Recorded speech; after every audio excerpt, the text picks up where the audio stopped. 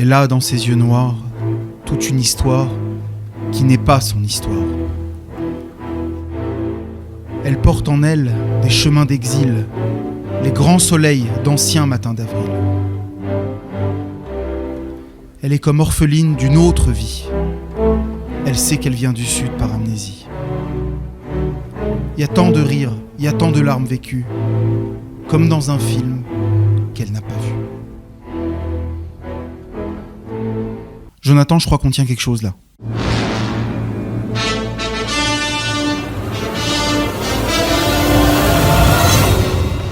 Le point de départ de cette histoire, c'est Hitler. Mais voyez, il y a un mot en hébreu ancien qui dit « Léavdil ». Le judaïsme, qu'est-ce que c'est ? C'est une terre, un peuple, une loi. Le sommet, c'est Israël.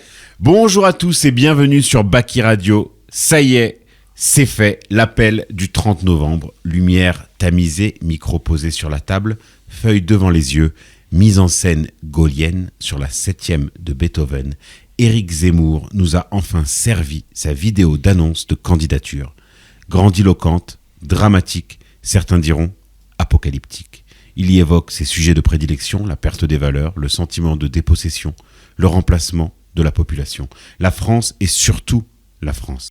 Depuis, les attaques fusent. On l'accuse d'utiliser des images sans l'accord des ayants droit. Ceci n'est pas une blague. Plutôt que de parler des idées, du fond, l'angle choisi est juridique et déconnecté. Ses détracteurs auraient sans doute accusé De Gaulle d'utiliser des ondes radio clandestines. Je suis comme toujours avec Mickaël. Bonjour Mickaël. Bonjour Jonathan.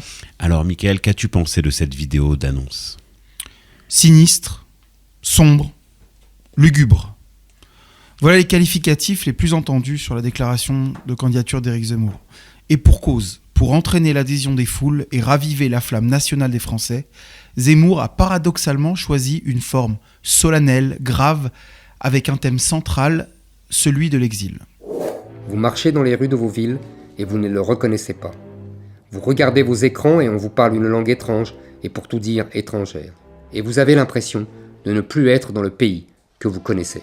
Ce pays que vous cherchez partout, avec désespoir, dont vos enfants ont la nostalgie sans même l'avoir connu. Ce pays que vous chérissez et qui est en train de disparaître. Vous n'avez pas déménagé, et pourtant vous avez la sensation de ne plus être chez vous. Vous n'avez pas quitté votre pays, mais c'est comme si votre pays vous avait quitté. Vous vous sentez étranger dans votre propre pays. Vous êtes des exilés de l'intérieur. À première vue, l'exil le plus immédiat dont Zemmour est l'héritier, c'est bien sûr celui des Juifs d'Algérie. C'est pour ça que j'ai choisi de comparer son texte avec celui de la chanson « Elle imagine » des frères Nakache. Qu'on a entendu en introduction. Voilà, que tout le monde connaît bien, les années 80. Les deux textes parlent d'un exil par procuration, d'un pays qu'on n'a connu qu'à travers des récits qu'on a connus d'une certaine manière qu'en rêve. Vous vous souvenez du pays que vous avez connu dans votre enfance, vous vous souvenez du pays que vos parents vous ont décrit, vous vous souvenez du pays que vous retrouvez dans les films ou dans les livres. Voilà, alors que dans Elle imagine, ils disent bien, elle a dans ses yeux noirs toute une histoire qui n'est pas son histoire, elle porte en elle des chemins d'exil, elle est comme orpheline d'une autre vie, elle sait qu'elle vient du sud par amnésie. Il y a tant de rires, il y a tant de larmes vécues, comme dans un film qu'elle n'a pas vu. Voilà, donc vraiment, il y a vraiment un parallèle entre les deux, et on comprend en fait que l'exil algérien ici est un moteur de l'expression des deux auteurs. D'accord ? C'est-à-dire que Zemmour fait ce parallèle entre l'exil d'Algérie de la chanson Imagine et le sentiment de dépossession des Français de leur propre pays, c'est ça ? Voilà, exactement. C'est un grand thème. Hein. Bon, Enrico Macias, j'ai quitté mon pays, etc. Adieu mon pays, voilà. bien sûr. Alors, dans cette chanson, il y a un autre parallèle, il y a une autre ressemblance, c'est qu'en fait, dans cette chanson, les frères Nakache parlent en fait de leur petite sœur qui, étant née en France, n'a pas connu l'Algérie. Et c'est exactement le cas personnel de Zemmour qui est né à Paris. Voilà, lui aussi, et comme la petite sœur des Nakache, il a dû entendre parler de ce pays lointain et proche à la fois, et il se sert de son expérience d'exil familial pour conceptualiser l'exilé de l'intérieur. C'est-à-dire, tu vas approfondir ? En fait, c'est-à-dire que c'est pas un exil qui est vraiment vécu, ni par la petite sœur dans la chanson, ni par Zemmour en réalité. Et le décalage aussi qu'on sent dans le discours de Zemmour, c'est que c'est pas un véritable exil physique, puisque les Français sont encore déjà sur physiquement dans leur pays. Voilà. Donc les deux parlent d'un exil au second degré, mais qui ne serait pas moins puissant que l'exil réel, d'être chassé de son pays. Qui est presque culturel et même génétique, c'est-à-dire que c'est vraiment quelque chose qui est transmis dans cette génération, en tout cas chez... Évidemment. Et puis, j'imagine dans beaucoup de familles de Juifs d'Algérie, même d'ailleurs de Pieds Noirs de manière générale. Et je pense qu'en fait, fort de cette expérience personnelle, il devient capable d'insuffler aux Français une vision de l'exil qui ne serait plus seulement nostalgique, mais aussi source d'espoir. Passer des larmes de l'exil à l'arme de l'exil. Un exil qu'il voit comme le fondement d'une renaissance nationale. Et une renaissance dont il est aussi étrangement question dans la chanson des Frères Nakache. Elle est comme une enfant qui rêve de voir au-delà des miroirs. Malgré ses peurs, elle voudrait renaître de tout son être aux racines de son cœur. David a bien vaincu tous les géants. L'espoir a bien ouvert les océans. Là, il y a un truc bizarre. Quelle est la renaissance dont parle la chanson ? Pour Zemmour, je peux comprendre. C'est la résurrection de la France éternelle. Mais pour les Frères Nakache, quel est le lien entre Zemmour et les Nakache en dehors de l'exil algérien ? Le lien est évident. Ils sont juifs tous les deux. Ou tous les 6, si tu préfères. Et la référence biblique à David et à la sortie d'Égypte donne la clé. Il s'agit bel et bien de l'archétype du peuple en exil, l'archétype du peuple qui espère, l'archétype du peuple qui renaît. Israël. Bravo. Quand la chanson est sortie, j'avais 10 ans et je connaissais rien du tout à l'histoire des Juifs d'Algérie. C'était pas l'histoire de ma famille. Et pourtant, il était évident pour moi que le pays du Sud dont on sait qu'elle vient par amnésie, je cite, c'était Israël. Pour C'était moi, pas l'Algérie ? Non, je connaissais pas. Pour moi, cette chanson, elle parlait d'Israël, en fait. Donc tu vois comment c'est profondément ancré en nous, en fait. Entre parenthèses, je pensais pareil pour la chanson de Jean-Jacques Goldman, Là-bas. Là-bas. Voilà. J'étais persuadé qu'il disait « J'irai en Israël ». Bon, voilà, je pense qu'il y en a d'autres qui pensaient pareil. Et si ça vaut pour moi et pour les Frères Nakache, ça vaut évidemment pour Zemmour, dont on a démontré à quel point il puise dans les sources juives pour son opération de sauvetage de la France. Voilà pour moi l'explication pour le ton triste de sa déclaration.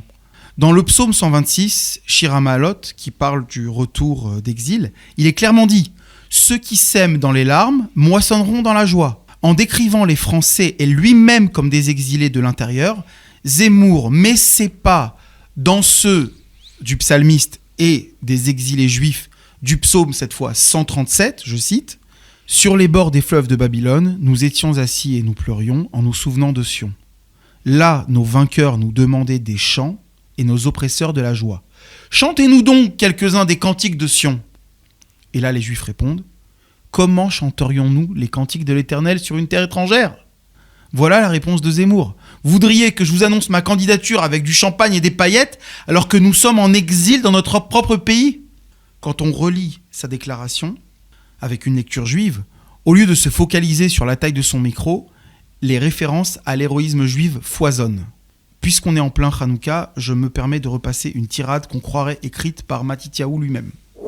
Pour que nos enfants et nos petits-enfants ne connaissent pas la barbarie, pour que nos filles ne soient pas voilées et que nos fils ne soient pas soumis, pour que nous puissions leur transmettre la France telle que nous l'avons connue et reçue de nos ancêtres, pour que nous puissions encore préserver nos modes de vie, nos traditions, notre langue, pour que les Français restent des Français fiers de leur passé et confiants dans leur avenir, pour que les Français se sentent de nouveau chez eux, pour que nous refassions des Français en France et pas des étrangers sur une terre inconnue.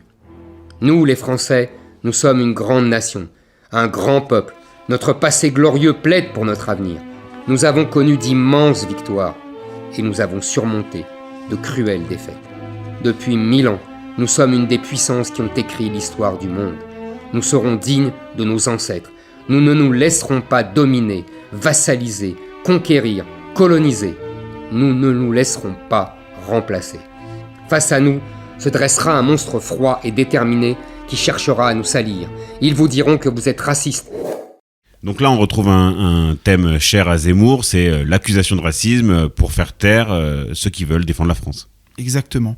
Et cette accusation de racisme a fait écho pour moi à un autre texte très connu des Juifs francophones, le fameux Plaidoyer pour ma terre d'Herbert Pagani, qui a été écrit justement le lendemain du jour où l'ONU a adopté une résolution assimilant le sionisme à une forme de racisme. Je suis chez moi sur Terre, et sur Terre j'ai ma terre. Elle m'a été promise, elle sera maintenue. Qu'est-ce que le sionisme ? Ça se réduit à une simple phrase. L'an prochain à Jérusalem. Non, ça n'est pas un slogan du Club Méditerranée. C'est écrit dans la Bible, le livre le plus vendu et le plus mal lu du monde. Et cette prière est devenue un cri qui a plus de 2000 ans. Et le père de Christophe Colomb, de Kafka, de Proust, de Chagall, de Marx, d'Einstein et même de Monsieur Kissinger l'ont répété, cette phrase, ce cri, au moins une fois par an, le jour de Pâques. Alors, le sionisme c'est du racisme ? Faites-moi rire. Est-ce que douce France, cher pays de mon enfance, est un hymne raciste ? Le sionisme, c'est le nom d'un combat de libération. C'est drôle l'inversion qui s'est produite avec le temps. En 1975, Pagani moque l'équivalence sionisme égale racisme en demandant ironiquement si Douce France est un hymne raciste. Et aujourd'hui, c'est Zemmour qui demande si l'on peut aimer la France sans être traité de raciste. Autre parallèle qu'on peut établir entre ces deux textes, c'est dans la forme. Je connais d'ailleurs pas d'autres textes patriotiques ayant été récités ainsi avec une musique de fond. D'ailleurs, sur la musique, les choix ne sont pas le fait du hasard. La 7e de Beethoven pour Zemmour et la Moldo de Smetana pour Pagani. Pagani a probablement choisi la Moldo puisqu'il est de notoriété qu'il s'agit de la musique qui a inspiré celle de la Tikva. Mais la Moldo elle-même était une œuvre patriotique qui exaltait le nationalisme tchèque par l'évocation romantique de la nature et en l'occurrence la Moldo. La Moldo était inclus dans un opéra, un ensemble de tableaux musicaux qui s'appelait tout simplement Ma Patrie. D'accord ? Donc on est là sur une œuvre patriotique. Beethoven était aussi un musicien enthousiasmé par le nationalisme allemand. Et si tout le monde sait que Beethoven était sourd, on sait moins que Smetana également était sourd. Et qu'il a justement écrit la Moldo au moment où sa surdité devenait totale. J'y retrouve cette idée de l'exil, à savoir que c'est quand tout va pour le pire que la flamme de l'espoir se rallume. On retombe sur Hanouka, on retombe sur le texte de Zemmour. Donc en gros, ce que tu dis, Mickaël, c'est que une fois encore, dans sa déclaration de candidature, Zemmour nous pond quelque chose de complètement juif. Oui, encore une fois. Zemmour prend comme modèle le peuple juif dans ce qu'il a d'intangible, d'éternel, quoi qu'il lui arrive. C'est là le sens de sa conclusion. Nous, les Français, nous avons toujours triomphé de tout. Qui a toujours triomphé de tout, si ce n'est le peuple juif ? Et par quelle phrase célèbre de la Bible est exprimée l'éternité d'Israël ? L'idée qu'il triomphera toujours de ses ennemis in fine. Netzach Israël, lo yeshaker. L'éternité d'Israël ne se démentira pas. Et dans quel cadre cette phrase a été prononcée ? Au moment où le prophète Samuel retire la royauté du roi Saül en lui disant « Toi, tu n'es rien. Si tu n'es pas à la hauteur, je te remplace par un meilleur que toi. » C'est Israël qui est éternel, pas toi. Voilà pourquoi Zemmour conclut par « Vive la République et surtout vive la France ». La République, c'est Saül, un régime remplaçable par essence s'il a failli. Car pour Zemmour, seule la France, à l'image d'Israël, est éternelle. Donc tu penses que pour Zemmour, la République a failli ? Pourquoi Saül a été puni ? Pourquoi on lui a retiré la royauté ? Parce qu'il a fait preuve de sensiblerie en épargnant le roi d'Amalek, l'ennemi juré d'Israël. Et il a fait preuve de cupidité en rapportant le bétail comme butin. Zemmour ne sert pas une autre leçon aux Français. Votre amour chrétien pour l'étranger, ou plus prosaïquement, votre calcul qui vous fait préférer une marchandise importée, bon marché, une main-d'œuvre étrangère à bas coût, est la cause de votre perte. Zemmour citera probablement Pascal en affirmant que « qui veut faire l'ange fait la bête ».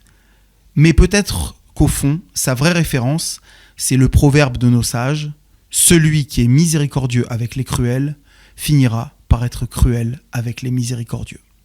Il y a quelque chose qui me dérange, c'est peut-être un peu moins l'angle juif, mais les attaques que le texte a subies et que Zemmour a subies suite à cette vidéo sont quand même sont pas au niveau, quoi. Qu'est-ce que tu en penses ? Bah, détrompe-toi, il n'y a pas plus juif comme Angle. En fait, il faut bien comprendre que de la même manière que Zemmour a décidé d'utiliser l'artillerie juive pour insuffler son enthousiasme, son idéologie, la résurrection de la France, tout ce qu'on a déjà décrit, il s'est posé comme le juif de la campagne. Mais pas comme le juif réel, là, pour le coup, comme le juif symbolique. Donc, c'est quoi le juif ? C'est celui, effectivement, à qui on ne passe rien. Les histoires des droits d'auteur, il est évident que dans ce milieu, quand on prend des courtes citations de 1 seconde, on ne fait pas d'histoire pour ça, c'est connu. D'accord ? Il n'y a pas une volonté ici de... On n'aurait pas fait pareil à Mélenchon, évidemment, à personne. D'accord ? Mais c'est clair que lui, on ne lui passera rien. Et je pense que c'est une position assumée de sa part. Reste à savoir à quel point il va en sortir indemne. Je pense que ce sera tout pour cette émission. C'était passionnant.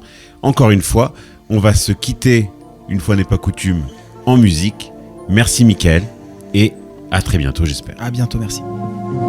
Quand le soir, elle quitte le magasin, quand elle voit qu'elle n'est pas comme les autres, qu'elle n'a pas vraiment taille mannequin, il faut prendre son courage à deux mains.